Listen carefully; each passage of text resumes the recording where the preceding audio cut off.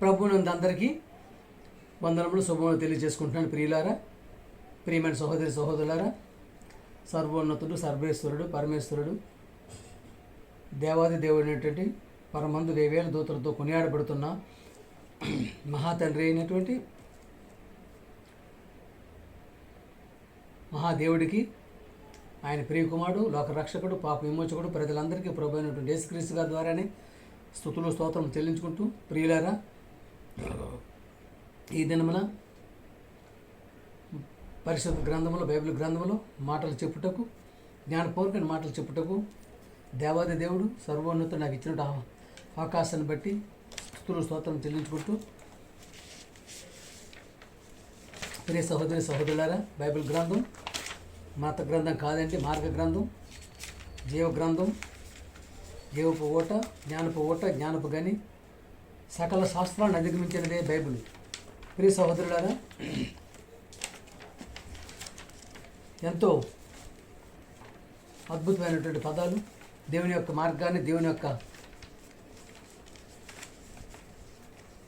పనిని చేయుటకు మార్గం చూపించేదే బైబిల్ గ్రంథం. ప్రియమ దేవుని వలన దేవుని యందు విశ్వాసము క్రియల రూపంలో ఉన్నదా? ఈ దినమున చెప్పబోయేది ప్రియమ దేవుని వలన దేవుని యందు విశ్వాసము క్రియల రూపంలో ఉన్నదా?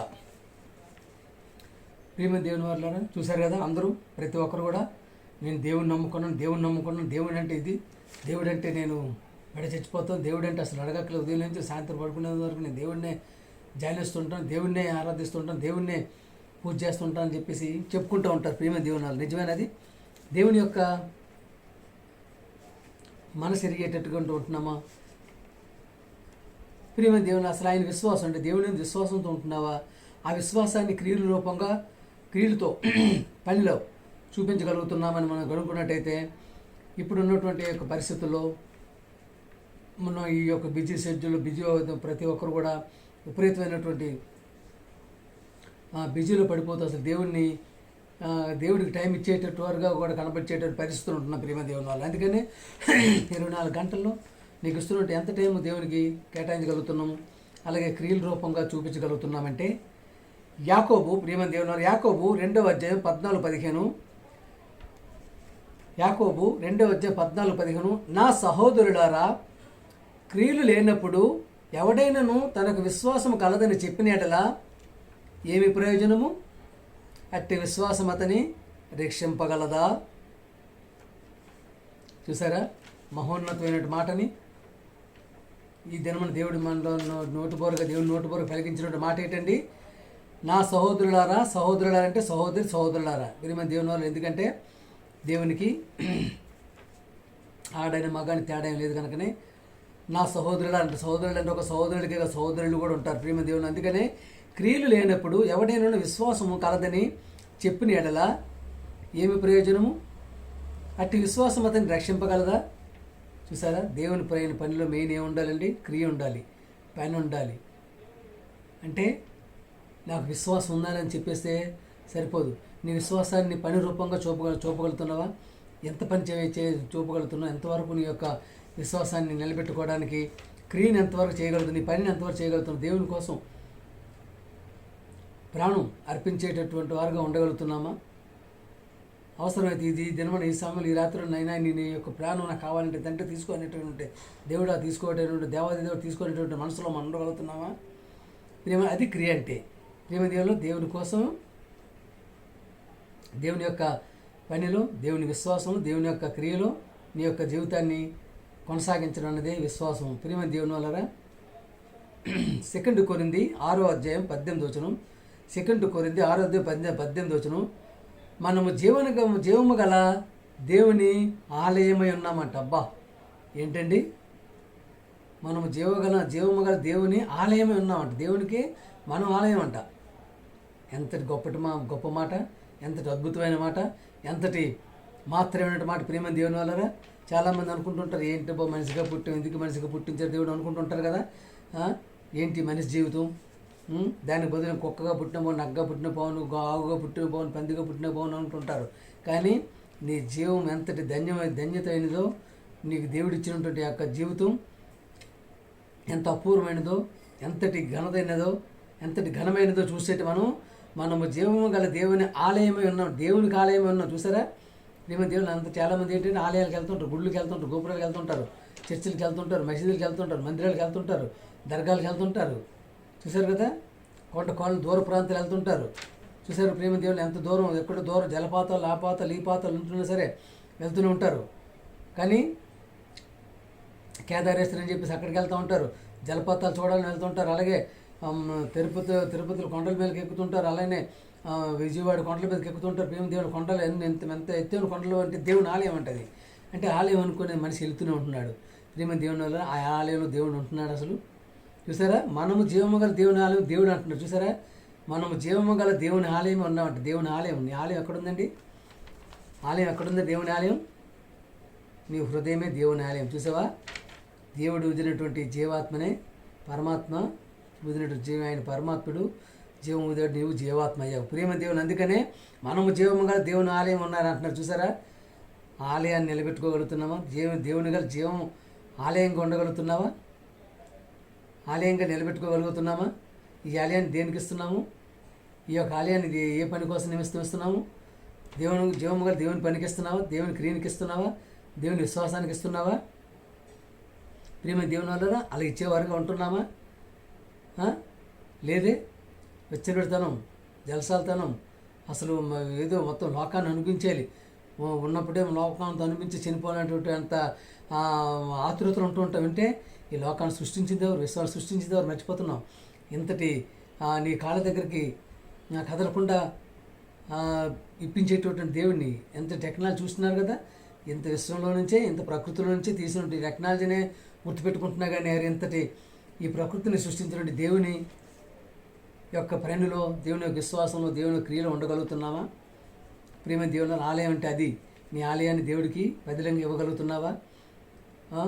దుర్మార్గంగా ఇవ్వగలుగుతున్నావా? దుష్టుడిగా ఇవ్వగలుగుతున్నావా? వ్యభిచారి ఇవ్వగలుగుతున్నావు? దొంగడుగా ఇవ్వగలుగుతున్నావా? ఒక మందులు తాగేవాడికి ఇవ్వగలుగుతున్నావు? క్లబ్బులకి వెళ్ళేవాడికి ఇవ్వగలుగుతున్నావు? క్లబ్బులకి వెళ్ళేవాడికి ఇవ్వగలుగుతున్నావు? రేవు పాటలకి వెళ్ళేవాడికి ఇవ్వగలుగుతున్నావా? చూసారు దేవుని, ఎందుకంటే అంతటి పవిత్రమైన మనము జీవము గల దేవుని ఆలయం ఉన్నామంటే ఈ ఆలయాన్ని ఎంతో పవిత్రంగా నిలబెట్టుకోవాలి. హృదయాన్ని, నీ హృదయం ఆలయం.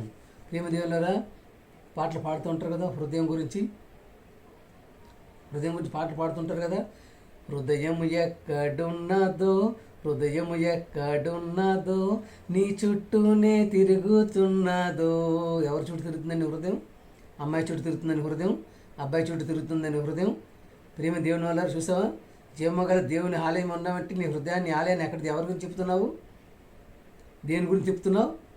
అందుకే ఎంతో భయభక్తులతో, ఎంతో నమ్రతతో, ఎంతో భక్తితో, ఎంతో విశ్వాసంతో, ఎంతో పనితో, దేవుని పనితో నువ్వు ఉండగలిగినట్టయితే అప్పుడే నీ దేవుని ఆలయం, నీ హృదయం దేవుని ఆలయం. దేవుని ఆదికాండం 22:1 చూశారు కదా. ఆ క్రియ అనేది ఎవరు చేయగలిగారు మనం చూడగలిగినట్టయితే ఎంతోమంది మనకి బైబిల్ గ్రంథంలో మహానుభావులు ఉంటారు. విశ్వాసులకు తండ్రి అని చెప్పేసినటువంటి మనకి ఇప్పుడు అందరూ విశ్వాసులకు తండ్రి అయిన అబ్రహాం గారు. దేవుడు అబ్రహాంను పరిశోధించను. అబ్రహామా ఆయన పిలువగా అతడు చిత్తము ప్రభు అని. అప్పుడు దేవుడు, నీకు ఒక్కడై ఉన్న నీ కుమారుని అనగా నీవు ప్రేమించు ఇస్సాకును తీసుకొని మోరియా దేశమునకు వెళ్ళి అక్కడ నేను నీతో చెప్పబో పర్వతములో ఒకదాని మీద దహన బలిగా అతనిని అర్పింపవలను. చూసారా అతన్ని అర్పింపవలను. చూసారా, అతన్ని ఇవ్వాలి, అర్పించాలి. చూసారా, దహన బలిగా అర్పింపమన్నాడు. దేవుని వల్లరా 100 సంవత్సరాల తర్వాత ఒకే ఒక్క కుమారుని దేవుడు ఇచ్చారు. ఎవరికి? అబ్రహాం గారికి. ఎంతో ప్రేమపూర్వకంగా ఎంతో ముద్దుగా చూసుకుంటున్నట్టు అబ్రహాం గారు కుమారుడు ఇస్సాకుని బలిగా ఇమ్మని చెప్పేసి దేవుని వల్లరా చూసారా. మరి అబ్రహాం గారు ఎంతో ముద్దుగా చూసుకుంటూ చెప్పారు కదా, నీకు ఒక్కడే ఉన్నటువంటి ఒక కుమారుణ్ణి ఇవ్వగలుగుతాం దేవుని వల్లరా. ఏంటండి దేవునికి మతి గట్ట ఉందా లేదు? ఒక కుమారుని తీసుకుని ఇచ్చి మళ్ళీ కుమారుని బలి అడుగుతున్నాడు ఏంటని చెప్పేసి మన వెనకం చేసుకుంటూ ఎద్దులేనాయని చెప్పేసి ఈయనకి వెళ్ళిపోయిన రోజులు కదా. కానీ అబ్రహాం గారు అలాగ అడిగారా? దేవుని వల్ల చూశారు కదా. వెంటనే దేవుని చిత్త ప్రకారం ఇస్సాకుని తీసుకొని వెళ్తూ అక్కడ బంధించి కట్టెల మీద వేసి ప్రియమైన దేవుని వలన బలిగా అర్పించడానికి తన యొక్క కత్తిని ఎత్తగానే వెంటనే దేవుడు ఏం చేశారండి, అబ్రహామా ఆగుము, నీ ఒక్కగానొక్క కుమారుణ్ణి అర్పించడానికి దేవునికి ఇవ్వడానికి నీకు వెనుకాడలేదు కనుకనే దేవుని యందు నీకు ఉన్నటువంటి విశ్వాసాన్ని నేను గమనించాను. దేవత ఆపుతుందనమాట, గమనించాను కనుక నేను నీ అంతటి వాడు ఉండబోడు కనుక నువ్వు విశ్వాసాలుగా తండ్రి అని చెప్పేసి దేవుడు ఆశీర్వదించడం, అది ప్రేమ దేవుడు, అది క్రియ అనమాట. చూసారా, దేవుని యందు విశ్వాసము క్రియల మూలముగా ఉన్నదా అంటే ఇది క్రియ. అక్కడ అసలు అబ్రహాం గారు చేసింది ఏంటంటే క్రియ చేశారు. ఆయన ఏం క్రియ చేశారు, ఆయన ఒక్కగాను కుమారుణ్ణి చిత్తుల మీద పేర్చి బంధించి చిత్తుల మీద పేర్చి బలివ్వటానికి కత్తి వేసేసారంటే అది వేసేసారని చనిపోతారు ఇంకా. అందుకని దేవుడు అబ్రహాము తన కుమారుని బలిగా అర్పించని చెప్పి అనేస్తాడు దేవుడు. ఎందుకంటే నిర్ణయం తీసుకున్నాడు కాబట్టి అట్లా దేవుడి దృష్టిలో బలిగా అర్పించేటటువంటి దృష్టిలో వెళ్ళిపోయాడు కనుకనే అంతటి విశ్వాసమైన వ్యక్తిని చూసారా. విశ్వాసం అనేది అలా ఉండాలి. దేవుని యొక్క విశ్వాసము క్రియ ద్వారా చూపించాలంటే అది ఒకే ఒక్క మహానుభావుడు మనకు కనిపించారు, అబ్రహాము గారు. ఆయన ఇప్పుడు మనందరికీ విశ్వాసులకే తండ్రి. ఎప్పుడంటే దేవుని యొక్క ఎవరైతే విశ్వాసంగా ఉంటారో వాళ్ళందరికీ తండ్రి అనమాట. ప్రియమైన దేవుని వల్ల మత్తయి సువార్త 22వ అధ్యాయం 9-10 చూసుకున్నట్టయితే యేసుప్రభువు గారు చెప్తున్న మాట వినండి. నేను మీతో చెప్పినది ఏమనగా, దుష్టుని ఎదిరింపక నీ కుడి చెంప మీద కొట్టువాని వైపునకు ఎడమ చెంప కూడా తిప్పుము. ఉన్నారు అలాగా, అలా ఉన్నారు ప్రస్తుత రోజుల్లో ప్రియమైన దేవుని వల్ల ప్రియ సహోదరులారా. అసలు వారు కొట్టకముందే ముందు మనం 2 కొట్టేసే పరిస్థితులు ఉంటాయి. అంటే చూస్తున్నాం కదా, బైబిల్ గ్రంథాన్ని చదువుతూ ఉంటాం, బైబిల్ని చేత పట్టుకుంటాం, దేవుని మందిలోకి వెళ్తుంటాం, దేవుని సన్నిధిలోకి వెళ్తుంటాం. కానీ కోపం చూస్తే మాత్రం చాలా మెండుగా ఉంటుంది. ఒక మాట అనేటప్పటికీ 10 మాటలు అని తిట్టేస్తూ ఉంటారు, కుట్టేస్తూ ఉంటారు. ఇక అక్కడ నోటికి అదుపు ఉండదు అనమాట.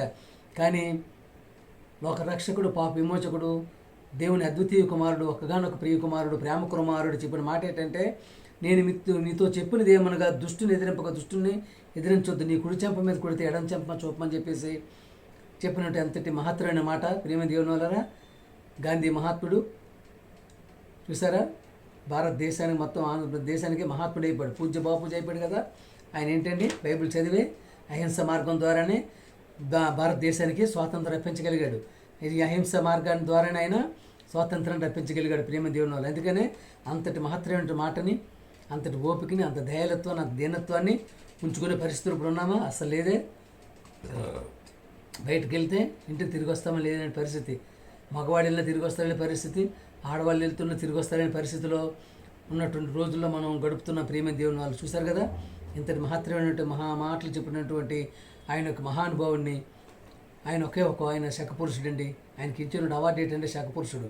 ప్రియమైన దేవుని వాళ్ళు లోకాసు వార్త 23:34 యేసు తండ్రితో అంటాడు, యేసుప్రభు తండ్రితో అంటున్నా, తండ్రి వీరేమి చేయొచ్చున్నారో వీరెరుగురు కనుక వీరిని క్షమింపమని చెప్పాను. చూసారా, బల్యంతో కడుపులో పొడుస్తున్నారు, రక్తం అంతా అయిపోయిన తర్వాత నీళ్ళు వస్తున్నాయి, ఉమ్మూసారు.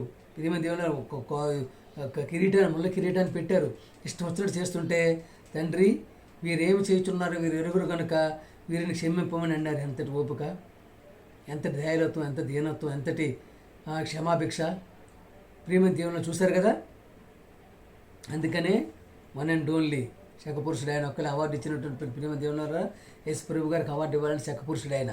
చూసారా, అంతగా ఆయన హింసిస్తున్నప్పుడు కూడా తండ్రి వీరేం చేస్తున్నారు వీరు తెలియదు అన్నారు. తెలీదా, కొడుతున్నారు తెలీదా, చంపుతున్నారు తెలీదా, బెల్లంతో పొడుస్తున్నాడు తెలీదా వాళ్ళకి. కానీ అంతటి ప్రేమామయుడు, కరుణామయుడు ప్రియమైన దేవుని వల్ల అంతటి దీనత్వం, దయాలత్వంతో దేవుణ్ణి తండ్రికి కూడా వాళ్ళని క్షమించమని చెప్పారంటే అంతటి మహోన్నతమైనటువంటి మాటల్లో వ్యక్తులు మనం ఉండగలుగుతున్నామా? యోహాను సువార్త 6:43 అందుకు యేసు, మీలో మీరు సనుగు కొనకుడి, నన్ను పంపిన తండ్రి వారిని ఆకర్షించితేనే కానీ ఎవడునూ నా ఎదురుకు రాలేడు. సరే, ఎంత అద్భుతమైన మాట అండి. వాళ్ళు సొనుక్కుంటున్నారు, ఈయన ఎస్ఐ కుమారుడు కాదా, ఈయన వచ్చినట్టు ఆయన కుమారుడు కాదా, మరియ కొడుకు కదా, ఏంటి ఇలా చేస్తున్నారని చెప్పి సొనుక్కుంటున్నారు.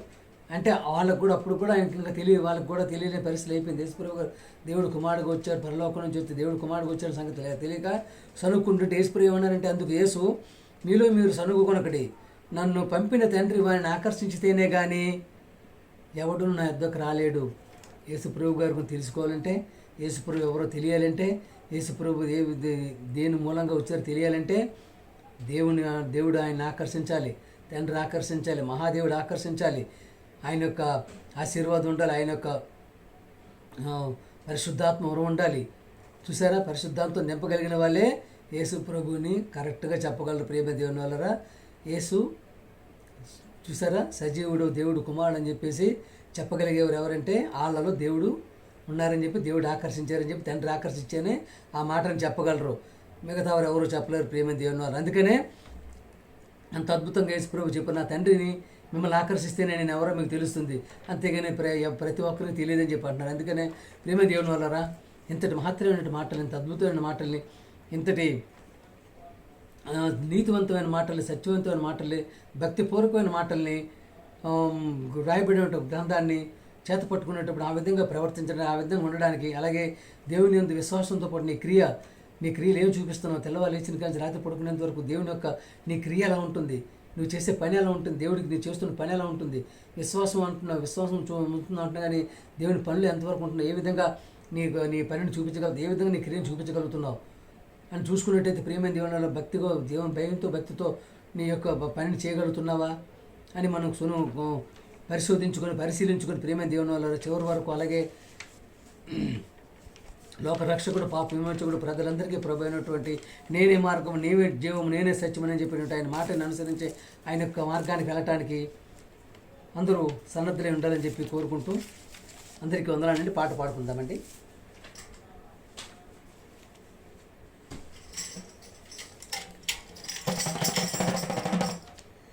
చల్లని ప్రేమ నన్ను మార్చిన ప్రేమ,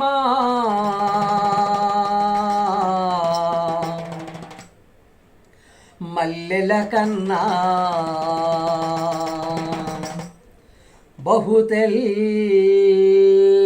ప్రేమ, ప్రేమే నీవయ్యా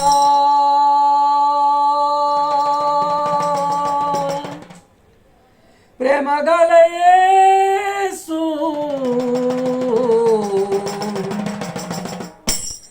జాలే నీవయ్యా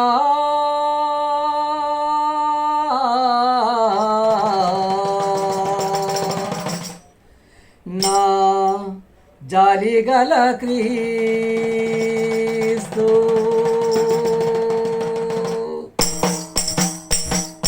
చల్లని ప్రేమ నన్ను మార్చిన ప్రేమ, మల్లెల కన్నా బహు తెల్లని ప్రేమ, ప్రేమే నీవయ్యా ప్రేమగల యేసు, జాలే నీవయ్యా జాలిగల క్రీస్తు, నా జాలే నీవయ్యా జాలిగల క్రీస్తు.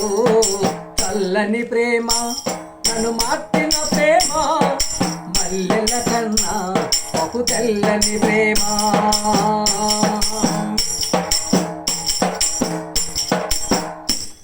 ప్రేమ చూపు క్రీస్తు నా పాపముల కొరకు పరమున వీడి భువిపై కొచ్చినాడు. ప్రేమ గల యేసు మన పాపముల కొరకు పరమున వీడి భువిపై పుట్టినాడు. ప్రేమ చూపు క్రీస్తు మన పాపముల కొరకు పరమున వీడి భూమిపై కొచ్చినాడు.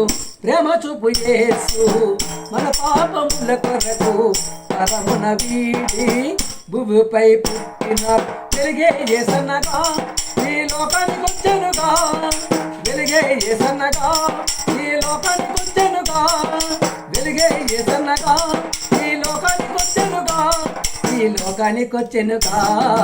చల్లని ప్రేమ నన్ను మార్చిన ప్రేమ, మల్లెల కన్నా బహు తెల్లని ప్రేమ.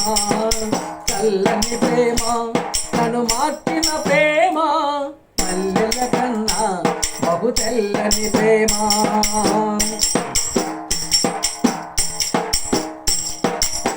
దేవుడు లోకమును ఎంతో ప్రేమించి అద్వితీయ కుమారునిగా యేసుని పంపినాడు. దేవుడు లోకమును ఎంతో ప్రేమించి అద్వితీయ కుమారునిగా యేసుని పంపినాడు తండ్రి పని కొరకై భూమికి వచ్చి మన పాపము కొరకై ప్రాణము విడిచినాడు. మార్గమయ్యేసనగా ఈ లోకానికి వచ్చెనుగా, మార్గమయ్యేసనగా ఈ లోకానికి వచ్చెనుగా, మార్గమయ్యేసనగా ఈ లోకానికి వచ్చెనుగా, ఈ లోకానికి వచ్చెనుగా. చల్లని ప్రేమ నన్ను మార్చిన ప్రేమ, మల్లెల కన్నా బహు తెల్లని ప్రేమ.